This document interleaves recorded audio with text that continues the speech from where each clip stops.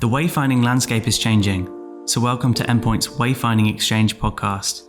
We want to connect with leading experts, tech innovators, and key contributors to exchange knowledge and innovation in physical and digital wayfinding. We want to shape the future of wayfinding through discussion, collaboration, and shared expertise. And this is why we have created this podcast series. Enjoy the episode.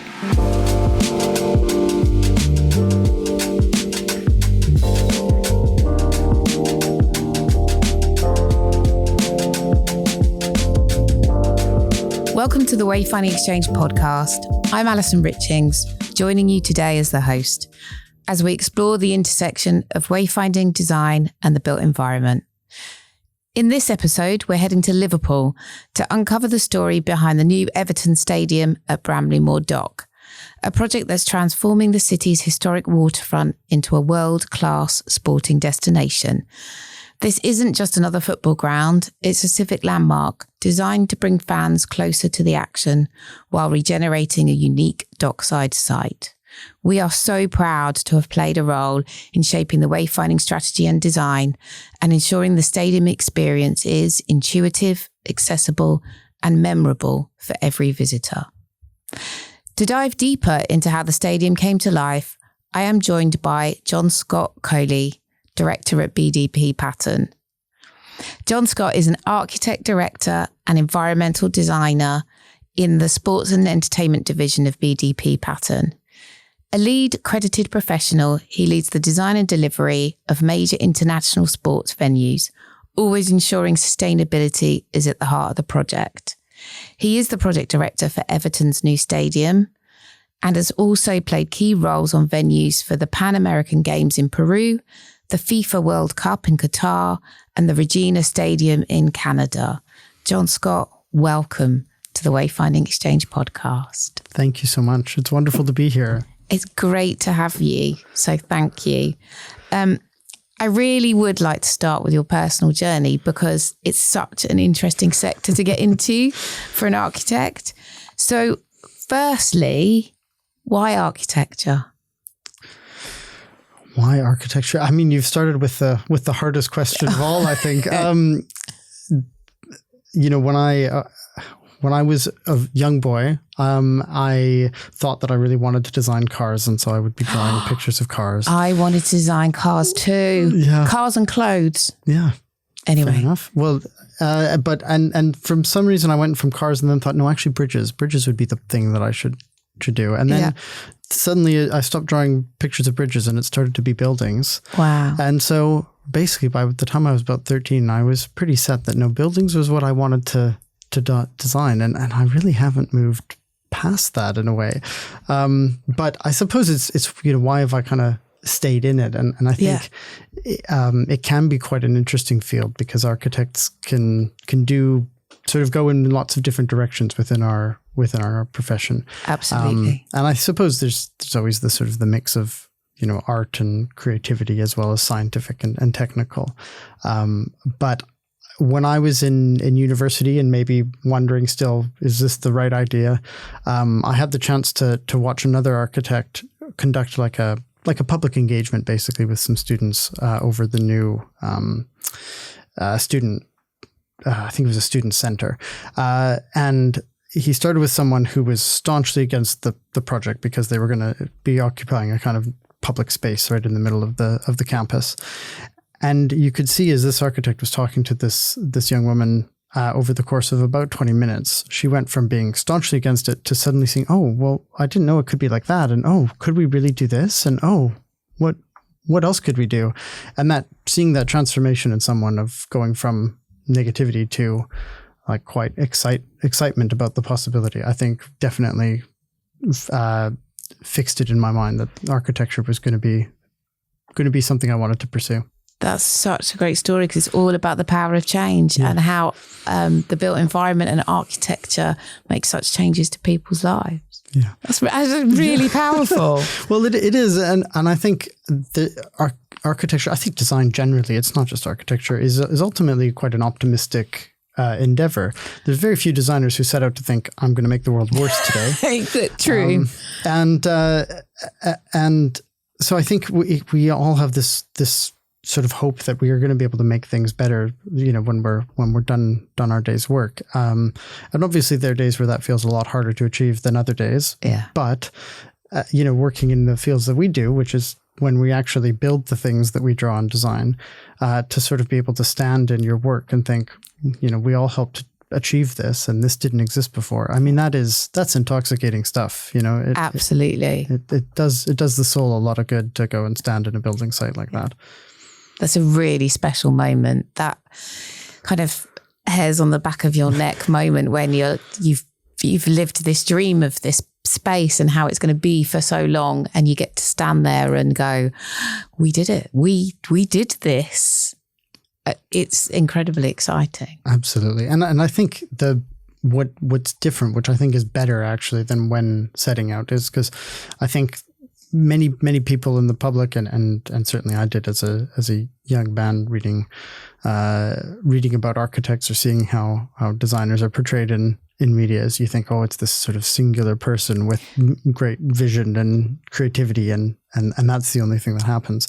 When actually in reality, this is a huge team sport, right? I mean, any building is the product of huge amounts of effort by many, many people, but a stadium project is just that to the nth degree. There are hundreds of designers involved, all designing different components of the building, and the master plan and everything that goes inside it, as well as all of the thousands of people that actually put their hands to work and build it. So for any one person to say, oh, this is my thing, well, actually, look behind you. There's quite a big team that's definitely helped you. Yeah. I mean, it's quite an old-fashioned sort of approach, isn't it? That the idea of the famous architect, I think Paxton, who designed the Crystal Palace, they said that he was doodling on a blotting paper with his fountain pen in a meeting, and he designed the Crystal Palace. And that there is this notion that there's one person behind everything. But you're right, it's so team orientated. It's quite incredible. And everyone has to orchestrate and realize the power of the part they played within that and the role in it. Absolutely. And then I think what is a really interesting area to be working then in is in trying to knit all those different pieces together so that actually the whole thing comes together as a cohesive, intentional whole. Yeah. And I find, I'm a kind of unashamed generalist for that, because I like that looking across. I know there's always going to be someone who knows more about any one specific thing, but being able to kind of know just enough to kind of knit it all together, I find it's a really satisfying piece of what we do. Yeah. And I mean, in a way, I don't want to draw it into wayfinding maybe quite yet, but that's sort of what we do. We always see ourselves, because we're coming along and we're adding something to your environment that supports people navigating. We don't want it to be this stuck on thing. We want it to be more perceived as a bit of glue that comes in, that integrates, that weaves through it. And for us, it's really important to understand that sensibility and the vision and the requirements, both from your perspective as the architect, because, you guys have a vision, but also from the users and their needs and how we're really, truly going to help them in a really impactful way. So, yeah. Yeah, no, I absolutely agree. I think the role of wayfinding and the role that you folks did on Everton was very much like a sort of a fine sewing up of different strands of the design. And I think it's very interesting when we think about trying to set up like a team, or who do you need to talk to, right? Because we might say to the structural engineer, right, well, so-and-so will be your liaison. You can direct any questions you've got to them.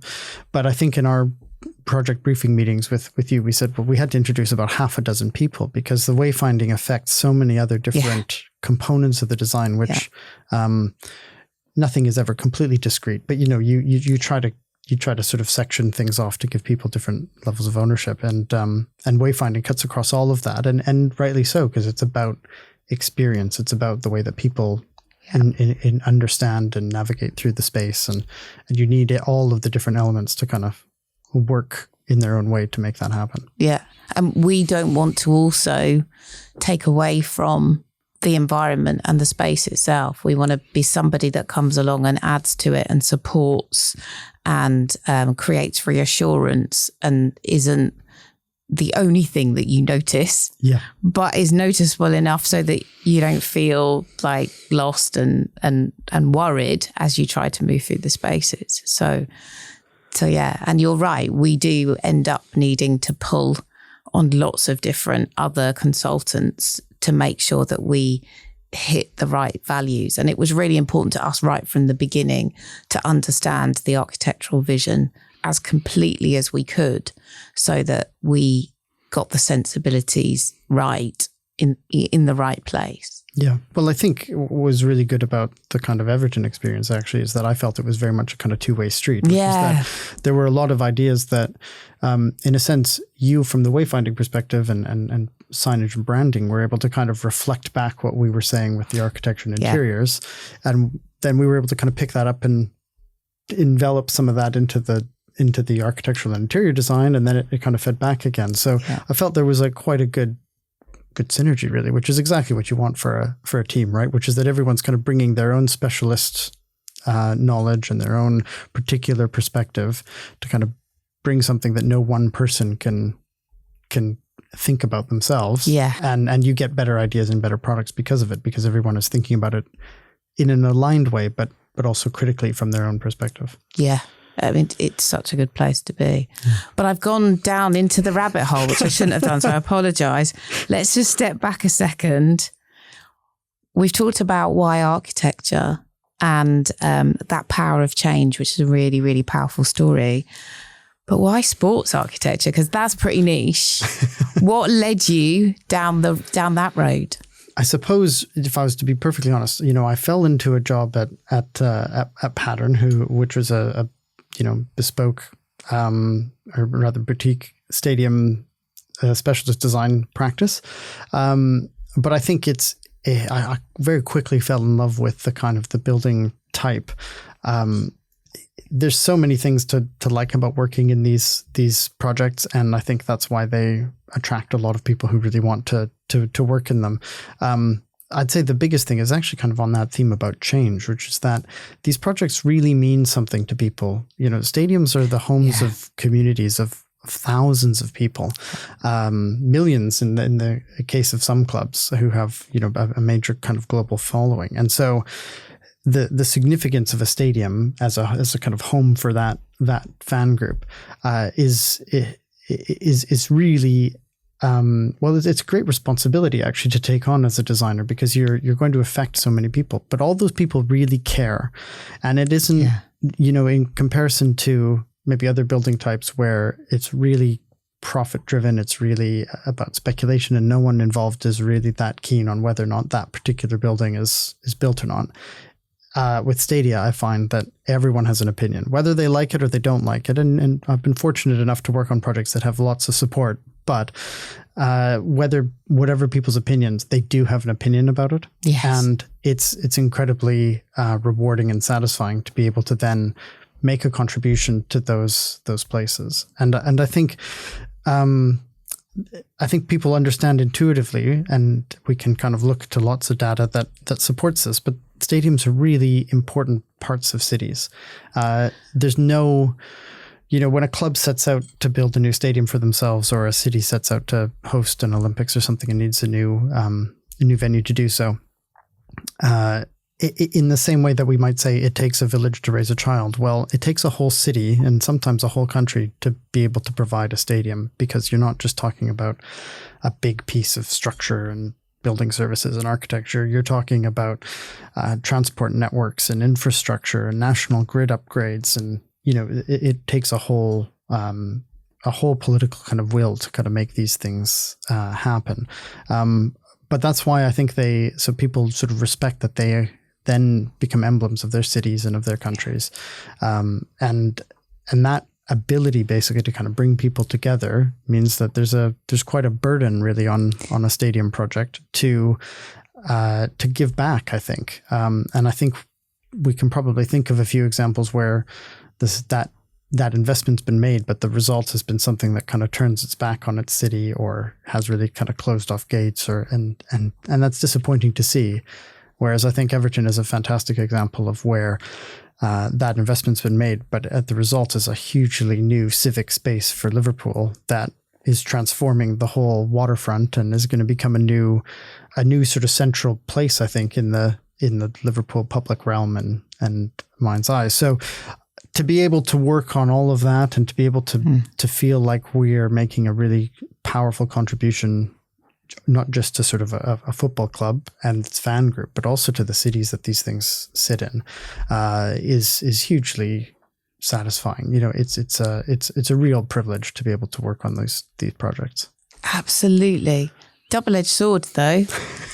I mean, you know, challenging as well, because that's a huge amount of pressure.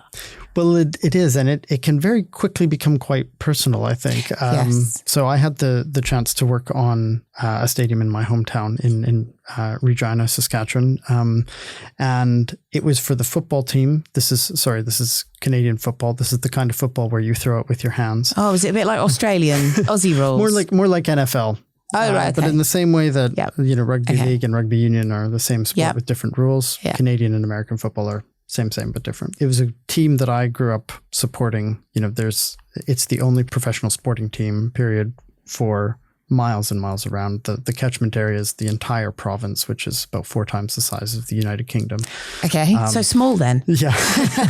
And you know, you can't not know that it's a game day in my hometown because everyone is wearing a green jersey. My grandfather had season tickets. My father had season tickets. I went with him. You know, my family have had season tickets in the city for, well, multiple generations. So to then be brought in to work on that with the local council, the city of Regina, it was definitely like the project of a lifetime and a huge joy and privilege. But also, imagine. I knew that if I got it wrong, I would never be able to go back and I would never be able to talk to my family again. Yeah, that's ultimate pressure. Yeah. And it went well, and everyone. Yeah, well, we were able to develop a concept design that was taken on by sort of design build, basically public-private partnership consortia, who then sort of refined the design and delivered it. So we probably didn't get to design as much of it as we would have liked, but you know, I'm still very proud of the role that we played to kind of set the ambition and in a lot of ways articulate what the city was looking for such a major piece of public infrastructure. You know, this would have been the biggest building, I think, built in that city, and indeed the province probably. I can't think of another one that rivals it in scale. So again, speaking to that sort of sense of responsibility, it had to do something more than just be a place that people could watch a sporting event. It had to speak to the community. It had to speak to the relationships that form in that sporting community. And your own family. And my own family. I mean, that's the greatest pressure on top of it of all. Yeah. And I mean, I think you're right. I think there's these layers of sort of personal connection, public connection, civic connection, and then that whole complete sort of citywide connection. Absolutely. It's quite something. So you've delivered projects across the world. How has that international perspective shaped your philosophy?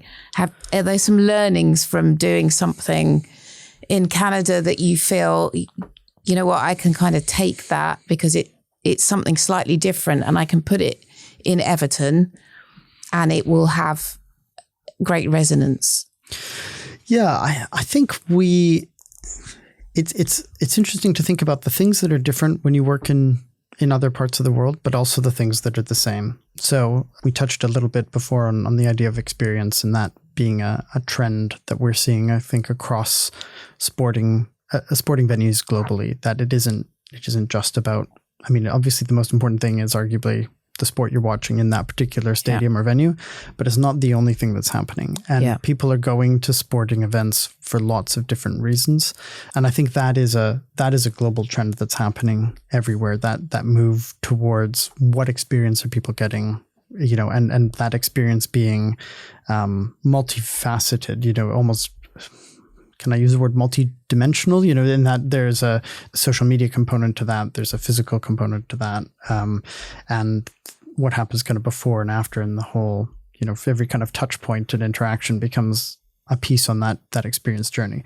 So that is definitely something that I think we're seeing regardless of where we are. Obviously, the experience of someone watching the Pan American Games in Peru is very, very different than the experience of someone coming to, a high-end hospitality space at Everton. But the desire for a particular experience, something that's going to be special, something that's going to connect them to other people, that remains the same. I think what is different, though, is that everyone is different. Every culture has its own unique ways of enjoying sport together, enjoying events together. And I think it speaks to the importance of being able to respond to the context of a place. I think our design practice focuses very much on trying to be responsive to climate and culture, and the environment that people are enjoying, that the stadium is going to sit in, basically, because we recognize that when we're building a football stadium in the Middle East, we're not worried about it raining on people. We're worried about sun. And so the roof should keep people in the shade. And it doesn't necessarily matter if it's got a bigger hole or an offset hole. And that was the whole approach to the Hazza bin Zayed Stadium, is making people cool in the shade. So you didn't need to have massive air conditioning units and things like that. Whereas obviously with Everton, it's a stadium in North Liverpool in a dockland for Everton, the People's Club. It had to have a very authentic, quite industrial aesthetic, but a sort of authentic sense of being a football stadium first and foremost. And well, we did invent it. Just thought I'd chuck it in there. Football, that is. I mean, no, exactly. And so, we have to be proud about something, since the England team never win anything. Well, the men's team don't, but us women doing pretty good. Yeah, just saying. Yeah. There's lots of even if we did take it to the wire. But we'll take it regardless. Absolutely. Well, that's when football is best, I think. Really, I mean, I'm not an absolutely massive football fan. It kills me. That's when it kills me. I'm not a big football fan, but even I sit there and go, I can't believe we went to penalties again. I cannot believe we're putting ourselves through this. How can we not have a team that can't just win in the time frame? Yeah, come on, guys. It's a very interesting thing that when I watch football, soccer, if you will, where. It's not always a comfortable experience. No. Your chest is intense. It's like, really not. It's really anxious. It's quite a contrast from, say, watching baseball in the States or American football, where it is much more kind of spectacular, and you feel like you're having more fun somehow. But then, of course, afterwards, you reflect and you think, my gosh, I've experienced something. I've seen something absolutely amazing. Yeah. So. Yeah, sorry. I think I took you well off track there. But I think there is something about the kind of what football means to British people. Yes.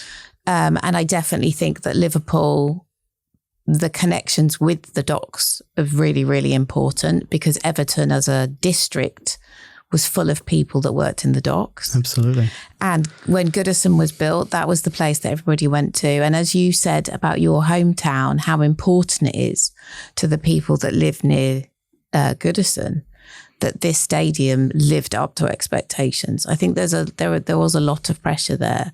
Then I think there's the World Heritage Site status that the docks have, which in a way, I mean, I'd love to hear your thoughts on that. In a way, when it lost its World Heritage status, has actually provided a really positive impact on the area, because it's enabled them to kind of lift the lid on what can be designed around there. And I think it, in my opinion, and maybe we might have to take this out, that it's been a really positive thing that firstly, the football stadium's gone down to the riverside. The Mersey is the lifeblood of Liverpool. Every tourist that gets on the Peter Blake ferry that goes across gets an amazing view of it. And even if you don't like football, you sit there on the ferry and you go, oh my God, look at that. That's so incredible. Yeah. And Anfield doesn't have that. And Goodison didn't have that. So its position is incredible. I would like to know your thoughts around its position, the fact that the dock's lost its heritage status, and what you thought. Yeah.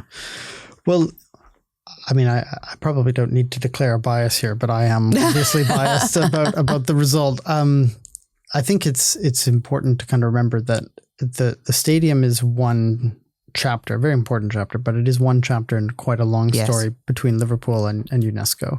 And the UNESCO World Heritage Site status was given to Liverpool for the interconnected nature and the engineering of the docks themselves, which obviously is incredibly impressive. And in its heyday was the center of global trade for the British Empire. So absolutely worthy of the designation.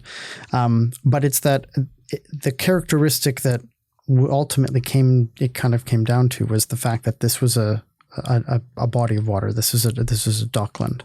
And so it's a kind of huge irony, really, that the scheme sort of lost the UNESCO World Heritage Site, or was blamed for that, when it actually took on an absolutely exemplary kind of approach to heritage. Exactly. There are a number of Grade 2 listed structures on the site. There's the hydraulic engine house, which used to power the dock gates.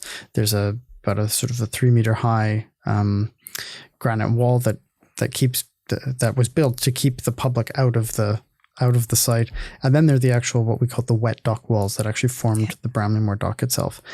And all of those structures have been enhanced. They've been retained, and the whole structure of the stadium doesn't touch those dock walls. It's actually built on top of it, with some quite clever engineering to keep away from the foundations, so that if some future generation wishes to remove the stadium, they can return it to a dock. I mean, that's quite an undertaking, but it does follow those principles of conservation that you should never be able to, or you should be able to undo what you're doing.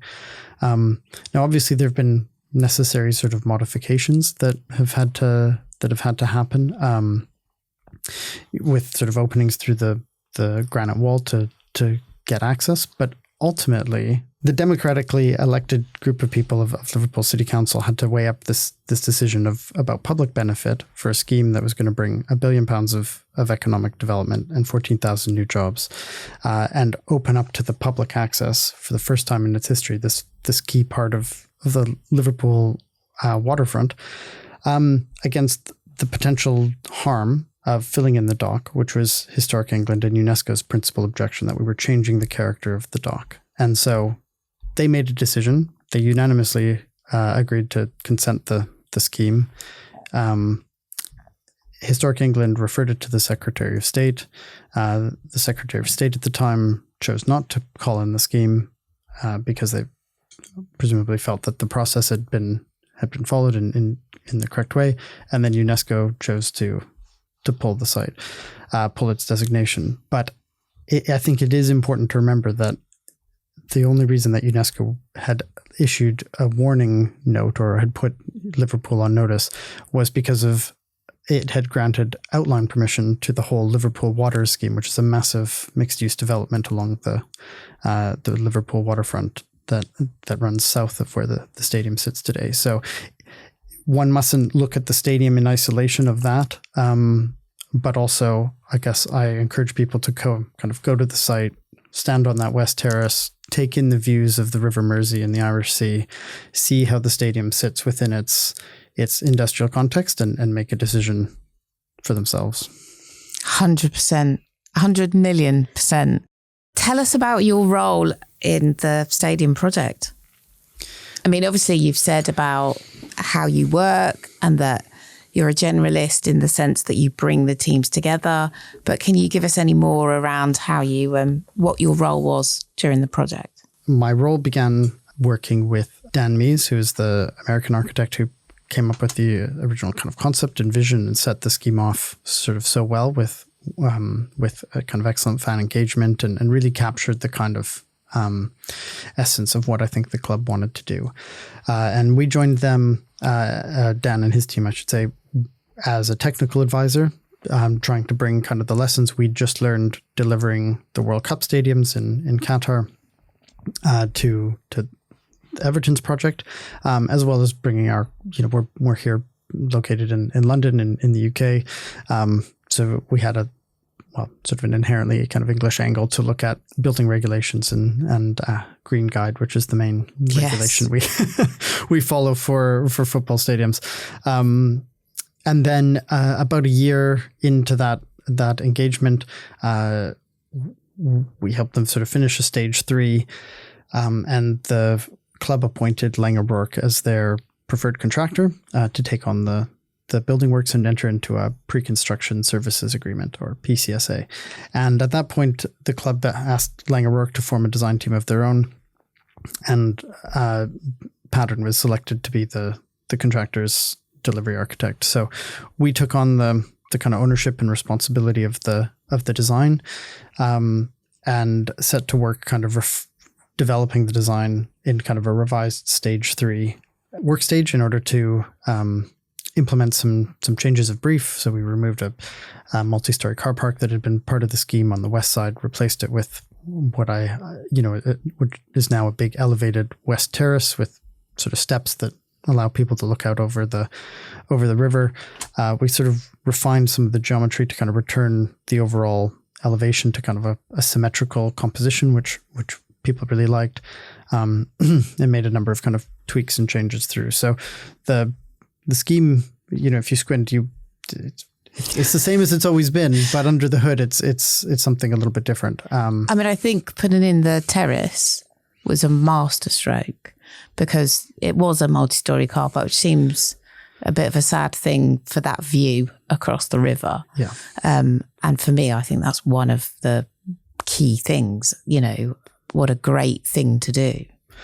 Well, it arose from, obviously, as a designer, if you can get one thing to solve multiple problems, that's the pinnacle, isn't it? Yeah. And a big challenge on the project is about the winds. So we've, the site itself is actually very exposed to winds from all directions, because it's a very windy place is Liverpool, but particularly from the north west from the Irish Sea.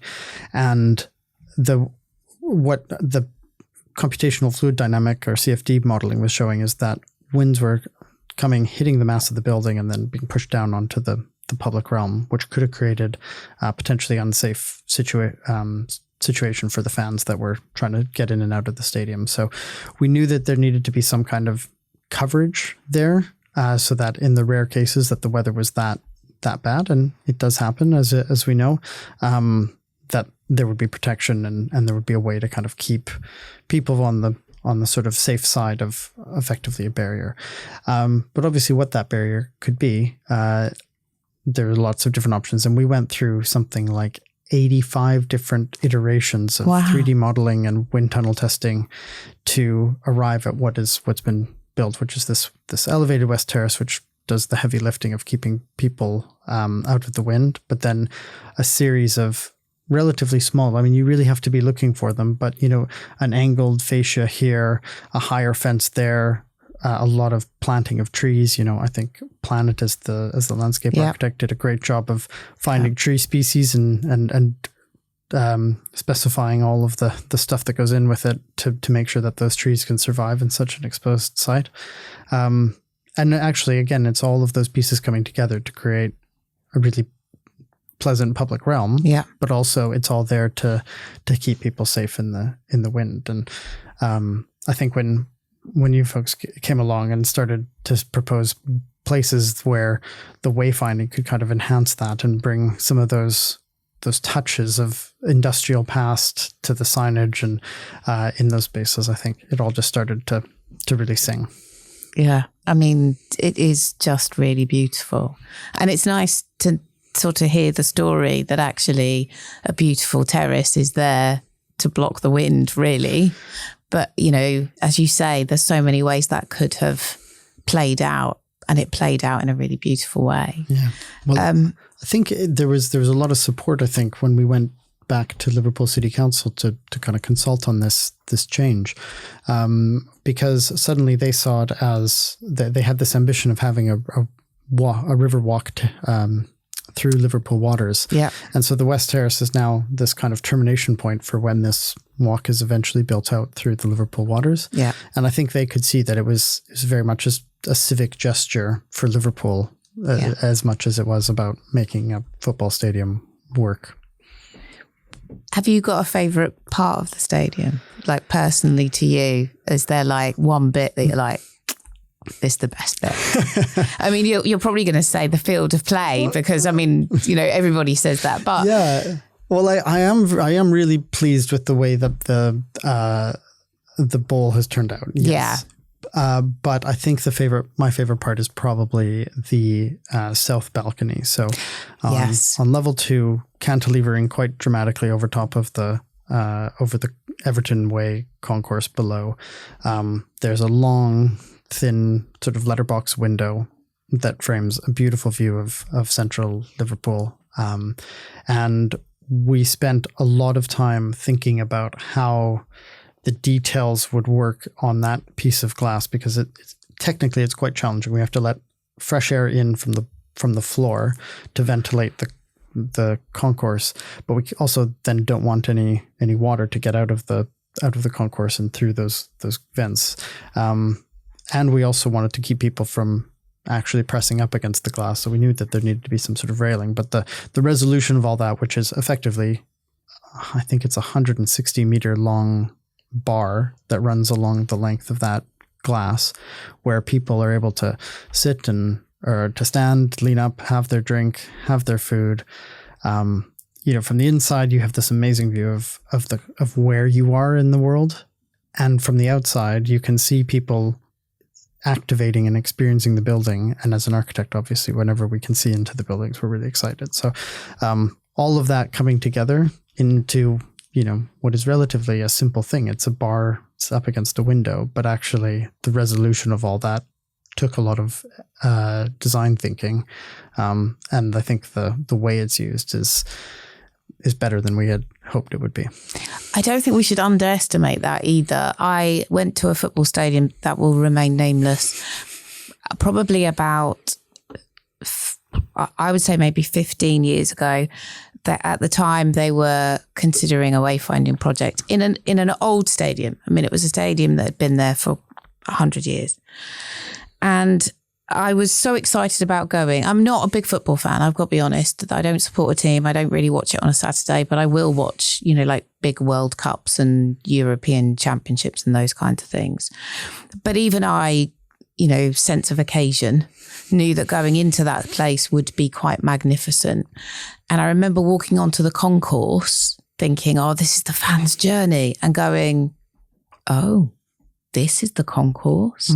The sort of horrible brickwork, really sort of hospital-like places where you could stand and put your drink because they're obviously worried you're going to pull it off the wall. And it just felt like a real disappointment. But the other thing about those concourse spaces in this old stadium was that you couldn't see out at all. And all you could see every now and then was the vomitory openings, which does enhance the experience of that moment when you see the bowl for the first time because it's lit up in the darkness of the concourse. But I just felt really underwhelmed and a bit disappointed that the concourses were not the places that I thought you could hang around in and have fun in and build up the experience. And I think that having windows in and out and activating the spaces from both ways, and so you build up that sense of place, it feels really fundamental, but lots of stadiums really don't have that. No, and I think it's really, to me, what's really important about designing a stadium is that it should speak to the place that it is. Yeah. And it shouldn't feel like, if you're going to walk into Everton Stadium, it shouldn't feel like you're about to walk into Liverpool Stadium. Yeah. Do you know what I mean? Like it should feel unique to its club and its people and its place. And obviously making connections with the setting is a critical way that you can do that. And I think actually my favorite moments in the stadium are where we've been able to create those vision, the sort of visible touch points in a way. As you come up the escalators, for example, in the hospitality areas, we've oriented we changed the orientation of the escalators basically so that they run perpendicular to the glass wall that faces out onto the river. So what it means is that as you come up the escalator, at every level, you're suddenly confronted again by this incredible vista through these, floor to ceiling windows. And I think it's just those little moments of connecting people. Like, remember, you're here in Liverpool, you're here beside the River Mersey. Yeah. I mean, it's I don't know what the word is. Spectacular. Yeah. But I'm curious from your side, because obviously the concourse, I think a lot of stadiums do this, but in Everton, we certainly kept the kind of palette of materials very, very sparse. Yep. So really the color, if you like, obviously the color comes from the fans, and the club is now in the process of branding it up and with their own sort of imagery. But the big splash of color is actually through the signage and the wayfinding. Yep. And so are there details in the scheme that you think people will really appreciate, or they might not notice on the first view, but they're going to remember? Well, I mean, for me, I think it is the graphical look of the vomitories. I think that's a really, really key moment. Our job as wayfinders is to get people from street to seat and back again in the most frictionless, easiest way. In some instances, the biggest sense of achievement we get is when you say to people, how easy was it to find your way? And they just go, I don't know, because that means we did our job. And we did our job in such a way that they just felt it was a part of the experience. So, I mean, that's really key. And how you design the space to make that an intuitive approach is really important. But for us, I think there is a very big moment in concourses where everybody is rushing to get to their seat. Everybody's like, oh, this is the moment, I'm going to go and have a look. Or it's half time and you've got 4 drinks in your hand and you're like, I've got to get back to my seat. Oh no, which one was it? Yeah. And so for us, the graphical approach and taking on the idea of the truss shape from Goodison, so that we at least brought in something that belonged to the original stadium. Because as you said earlier, this is known as like the people's club, and Goodison is so important to people that you don't want there to be that kickback from the fans, because this is who we're doing it for. And bringing in some of those Goodison elements in a way that for new fans they'll never know, but that's okay. But for the kind of man and boy, they'll be like, oh, that's like the trusses at Goodison. That felt really lovely. And at those moments, we've got to be very bold. At those moments, we've got to go, you really need to know that this is where you're going to go. Yeah. And so graphically bringing that splash of colour and some shape into it, I think for us, it is probably one of the most key moments, I think. Yeah, I think it's been hugely successful, actually, because it does, as you look down the concourse, you've got lots of kind of white walls and black columns, and then just these kind of big blue triangular kind of forms leading you, beckoning you in to come and see the ball. Yeah. And obviously colour is such an important part of football, because it's all about your team's colour. Yeah. And keeping it white walls, black beams, and then giving us the opportunity to bring that colour in and do it so that, like you said about something doing 2 jobs, we could have just put a black number on the wall if we'd have so wanted to, and that would have helped you navigate, but it doesn't give you the experience, and it doesn't say you're in Everton. No, exactly. This is blue. This is Everton blue. So, build that excitement. So, I think for me, that's kind of the moment. I think wayfinding is essential to that fan experience.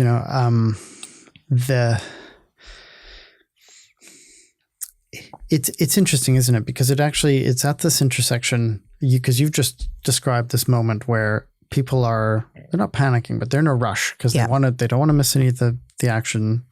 They're on the concourse. They're trying to make quick decisions, and it needs to provide the exact information that they need at exactly the right moment, and nothing more, nothing less. And so in that sense, it's like, it's really important for just making sure that people can use the building, right? In a kind of very functional sense. But obviously something we're very concerned about as stadium designers is making sure that people can move safely, and that they have they clearly know where they need to go, and they clearly know how to get out as well. And when people start to get anxious that they don't know how to do that. That's when accidents happen.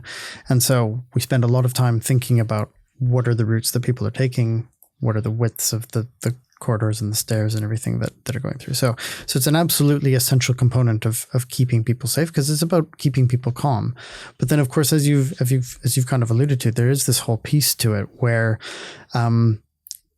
you get to use it to tell people that they're in their stadium, and there is a kind of whole fan experience. There's not actually that many elements of a building that really, I'm going to say, talk to people directly. Yeah. But obviously, as soon as you put a sign, you need a typeface and you need a color and you need a size. And the whole way you do that becomes the tone of how the football club is talking to its fan base every day and every time people come into the stadium.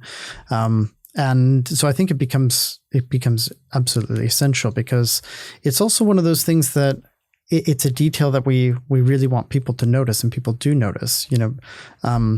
People are probably not going to notice what kind of doorknobs or door levers we have in the stadium, because it's. I might. Well, there's always the few that will. But, there's not that many things. That there's a lot of things that are just. They're very standard components that you're going to find in any building, right? But it's the things that we want to draw people's eyes to, and the wayfinding is obviously one of them. And so, I think what I really like about kind of going back to the question of why do we work in stadia is that the scale of these buildings means that we can do something a bit special, right? And because we're going to, well, you'd have to tell me how many individual signs, but there must be thousands of signs. Yeah, there are. Yeah, in the building. And when you're making thousands of anything, suddenly actually you can have a little bit more fun, because you have to make a lot anyway. So why not make them a bit different? Yeah. And I think the work that your team did in terms of coming up with effectively novel product designs to just give that wayfinding that little bit of shape. It's nothing. It's nothing that isn't in keeping with the whole spirit of the design, but it just gives that little bit of shape, that little bit of attitude, that little bit of tone, which I think is really, really successful. So I do think that wayfinding is really, really critical. And I'm not sure if I've told you this before, but the first project that I worked on at Pattern has Bin Zayed Stadium in Abu Dhabi. And one of the first tasks that I was given as effectively a kind of part one architect was to develop the wayfinding strategy for it. Oh, no. And I had great fun, I have to say. And but I can now look back with a bit of experience and hindsight and realize I don't think what I did was wrong per se, but I got only a component of the whole picture of what you do. And obviously it was getting to work with the likes of you guys to make me realize actually what I was looking at was one small component of it, literally what sign are we going to have where, without thinking about the huge journey of how people get a ticket, what's on the ticket, the whole experience of kind of going through navigating a site, and what that means in terms of legibility and what information and how you're sort of meeting out all the information at the right moment. So I feel like I learned enough in that exercise to know when I was looking at something really good. But I mean, I have to say that in those sort of early strategy phases, I really enjoyed, we had some great conversations about entrances, how we should label them. And I remember talking about how many people you get through a turnstile within a certain period of time, and that, and how that is reflected in the design of the stadium. And then there were these sort of challenges that came along. And I remember just the amount of time we talked about seat numbering was like mind blowing. Yep. But there were always these really interesting little challenges, because you go, oh, and by the way, those seats there might need to come out, or there's a little section here that might need this. Oh, and there's this. And just working that through, that was really collaborative. I really, really enjoyed that.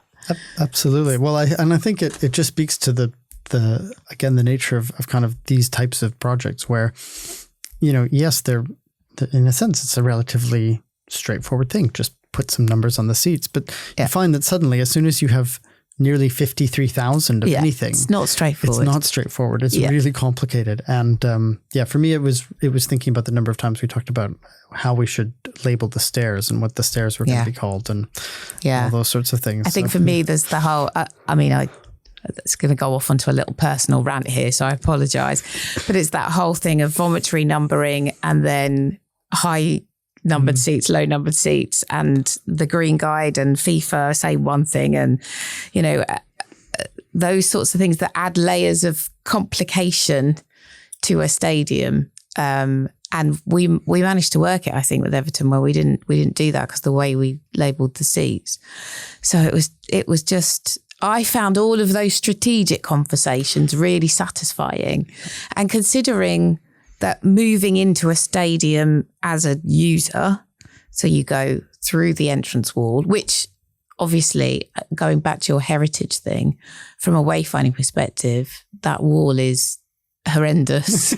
It's like wayfinding 101. We don't put a wall in front of a stadium. Yeah. Oh, it's listed, but you can't remove it. Yeah. So it's like there's a series of steps, and in a way, some people would say, "Well, isn't it simple? You go through this step, then the next is there's an entrance. That entrance will take you to the part of the concourse. Then you go through another entrance. Then you've got a seat. It's a row, and then you've got a seat. And if you think of it like that, it seems as a breeze, but it's just not, because there's so many things going on. Well, I think in a lot of ways it is simple, but the hard thing is actually keeping it simple. Absolutely. Because as soon as you hit a difficulty or some complication, brick wall, granite wall, wall, it threatens to introduce complications, and you have to. And so actually, that return to simplicity is the hard part. It's the art of this. Absolutely. But doing things simply is really challenging. Yeah. But from my perspective, I think they were some of the best moments of us going, oh no, that number doesn't work. We're going to have to go back and try again. I think one of my favorite moments on the wayfinding front was when your colleague Paul presented his proposals for the public realm signage. Yes. Of solid Corten steel crucifix posts.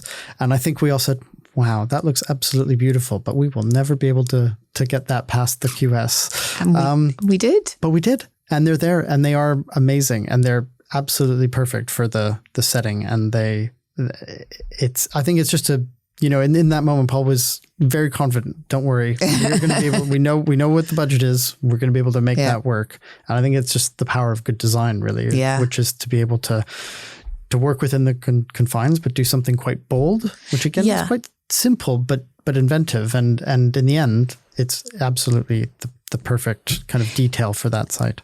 And I think that's really important, because externally, because we are sitting in the docks, we needed it to still be Everton, but we needed to reflect the heritage. I think it was really, really important for the external signs to have that sense of you are in a Victorian dock, and you'd kept all of that externally, the way the building fascia is, and then the landscaping that Planet did, and the street furniture all referenced that heritage. And I think it was really key for us that it did those two things in a way that wasn't incongruous.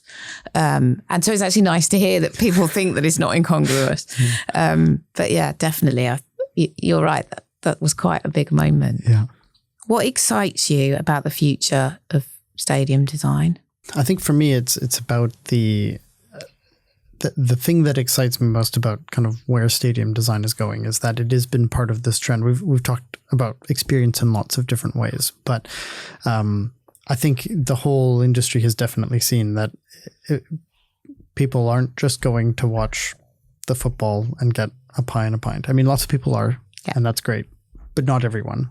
And actually the sport, in a sense, is in its own way kind of becoming more inclusive, because it's recognizing that people come to a big event like this for lots of different reasons.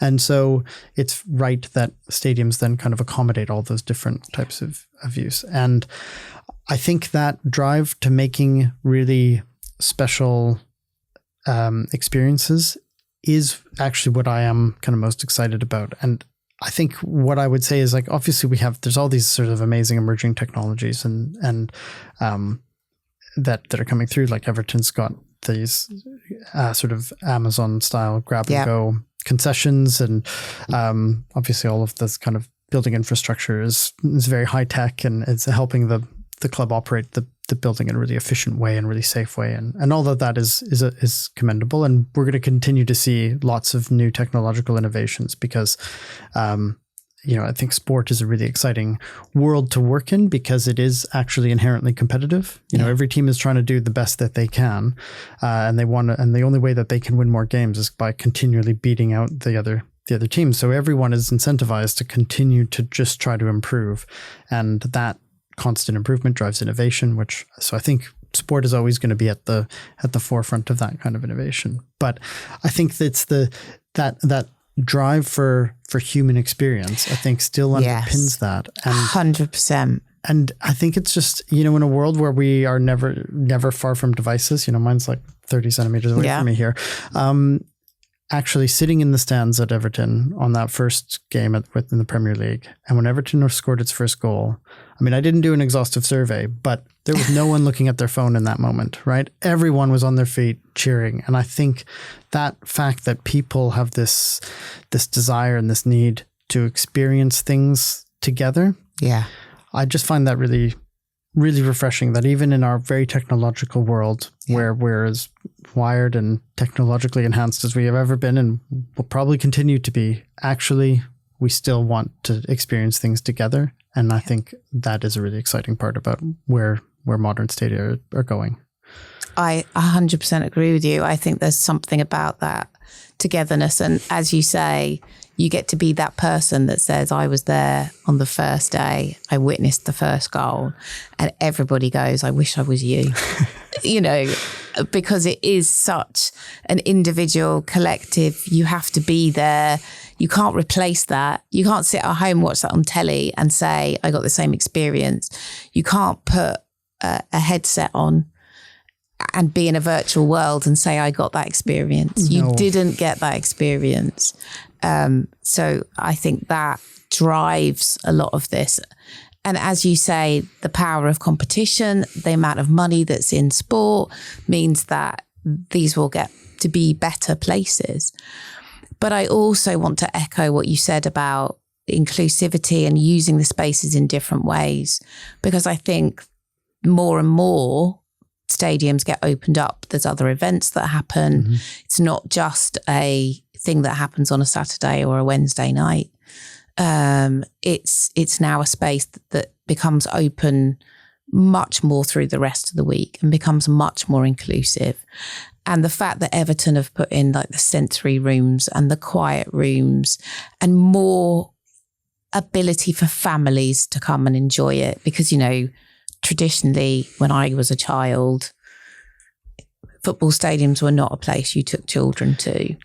Then that level of experience that might be on a non-match day, that might be with your family, and if you need something special, it's there for you. It's great. It is. Yeah, absolutely. And I think that ability to kind of respond to people's, well, I suppose partly it's a response. It's a response because it's giving people, some people want to come for their birthday, and kind of splash out. Then other people want to be in the same place every week so that they can talk to their neighbors who they've been seeing at the matches for the last 40 years. And there's a sort of everything in between.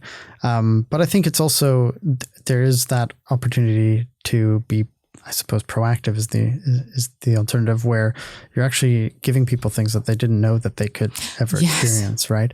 And I think some of the spaces in the building, like the Tunnel Club, are really fantastic for that, for being able to get people almost like in the players' tunnel, watching the drama, watching the warm up, the intensity there. I think it's very, very exciting. So yeah, hopefully guests to Hill Dickinson Stadium are going to find the thing that suits them, but also be blown away by some things that they weren't expecting. It's been a really great experience listening to you talk about it.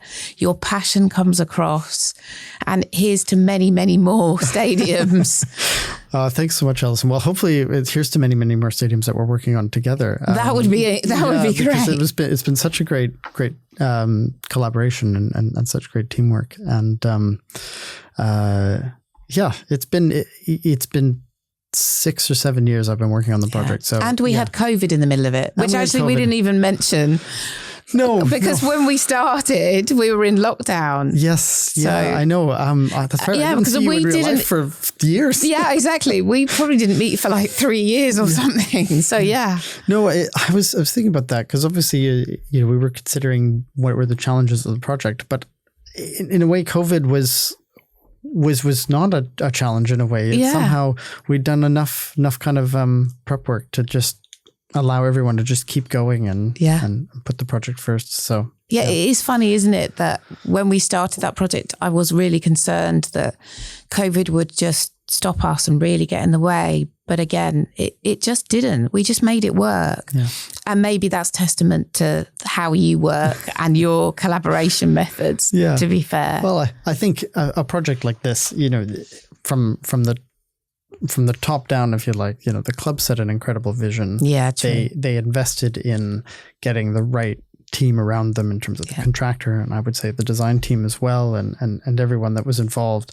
And then they kind of led with their values from the top and created an environment where we could all, not worry about the distractions that so often plague us in our professional lives and just focus on doing great design. Yeah.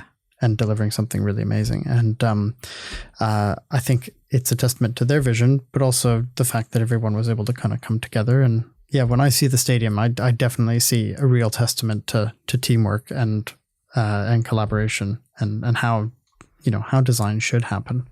And do you think, sorry, I'm asking more questions, but do you think that actually the part that the club played, if another club is doing this or at the start of this process and is thinking we have to have a new stadium, we have no choice, because for a lot of clubs they don't want to leave the original stadium, but they really know they need to. Any kind of big words of advice of how they should respond and play their part of it that supports getting to a place that we've got to with Bramley-Moore Dock? Well, I think the club set 11 principles. They set a strategic vision, and that is the learning, if you like, that I have taken to other clients, around the world, really, which is be really clear about what the strategic vision is. I mean, Everton's version was this 11 principles, for one for every player on the field, and it talked about sustainability and building a fortress and about making a new home for themselves, but also allowing that to be more give them a competitive advantage long term. All good things, and things that some things will be applicable to other clubs and others will be different. But I think it's really important for an organization to sort of set the objectives about, how will they be measured? How are they going to measure success right from the early days? And then when they bring on their team, everyone understands what they're trying to do. And those objectives become enshrined in kind of what all the planning and everything that happens after that. And I think the other thing that I'm very grateful for to Everton Football Club for is that they trusted us. They brought us on and then listened to the advice that we had to give. Interrogated obviously very rightly when we the proposals, but ultimately believed in what we could do, and I think knowing that you're doing it for the greater good. Yeah. So that level of trust, I think, was maybe not every client is going to give that to their design and contractor team, but it was present here, and I think the project is all the more successful for it. Brilliant. Yeah. Thank you so much. No, it's my pleasure. It's always a delight to be able to talk about the project and talk about design with you. Thank you, and utterly my pleasure too.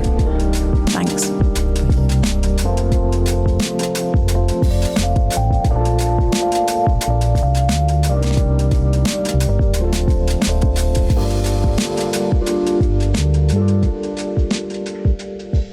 Thank you for listening to our latest Wayfinding Xchange podcast. Stay tuned for further episodes and feel free to contact us with any questions and suggestions for future episodes.